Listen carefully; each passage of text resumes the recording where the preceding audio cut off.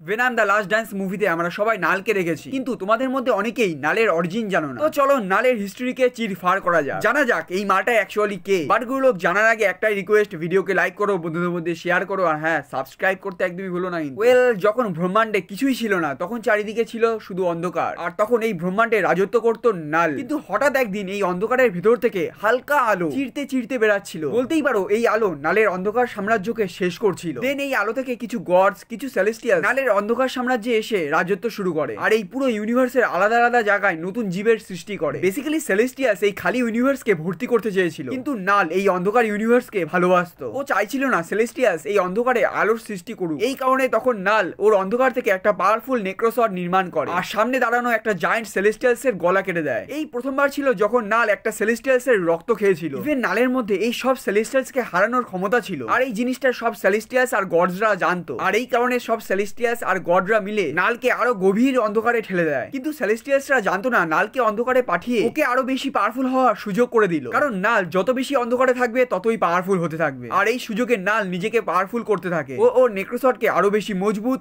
আরো বেশি খতরনাক করতে শুরু করে। নাল সেই সেলেস্টিয়ালস এর থেকে বেরানো আগুন ইউজ করছিল, যাকে নাল মেরে ফেলেছিল। এই সেলেস্টিয়ালস এর থেকে বেরানো কসমিক ফায়ার নেক্রোসর্ডকে আরো বেশি পাওয়ারফুল বানাচ্ছিল। বাট ইন্টারেস্টিংলি এই নেক্রোসর্ডের মধ্যে ইমোশন জেগে ওঠে, লাইক যেমনটা ডক্টর স্ট্রেঞ্জের ক্লক অফ লেভিটেশনের মধ্যে নিজের কনসিয়াসনেস আর ইমোশন আছে, তেমনি এই নেক্রোসর্ডের মধ্যে নিজের পার্সোনালিটি আছে, আর এর থেকেই জন্ম নিয়েছিল সিম্বায়োট। কিন্তু হ্যাঁ, এই সিম্বায়োটের সবথেকে বড় উইকনেস ছিল আগুন আর তিরছি আওয়াজ। বাট হ্যাঁ, হাজারো বছরের এই পরিশ্রমে এই নেক্রোসর্ড ফাইনালি অল ব্ল্যাক নেক্রোসর্ডে ট্রান্সফর্ম হয়ে যায়, আর এই অল ব্ল্যাক নেক্রোসর্ড যে কোনো সেলেস্টিয়াস, যে কোনো গডকে মারার ক্ষমতা পেয়েছিল। এরপরে নাল বেরিয়ে পড়ে সব সেলেস্টিয়াস আর গডকে মারার জন্য। হাজারো বছর ধরে নাল গডস আর সেলেস্টিয়াসদের মারতে থাকে। বাট একদিন নাল এইভাবেই একটা গডের সাথে ফাইট করতে করতে একটা খালি প্ল্যানেটে পৌঁছায়। ফাইট করতে করতে নাল আর এই গড দুজনই দুর্বল হয়ে পড়ে, কিন্তু তখনই ওখানে ওই ভগবানের বানানো একটা জীব আসে, আর নালের হাত থেকে অল ব্ল্যাক নেক্রোসর্ড নিয়ে নিজের গডকেই মেরে ফেলে। অ্যাকচুয়ালি এই জীব ওর ভগবানকে পছন্দ করতো না, ইভেন এই জীব আর কেউ না, গড দা গড বুচার ছিল। এরপরে গড নালের নেক্রোসর্ড নিয়ে সব গডসকে মারতে বেরিয়ে যায়, আর এইদিকে নাল উইদাউট নেক্রোসর্ড উইক হয়ে পড়তে শুরু করে। দেন হঠাৎ নালের মাথায় আসে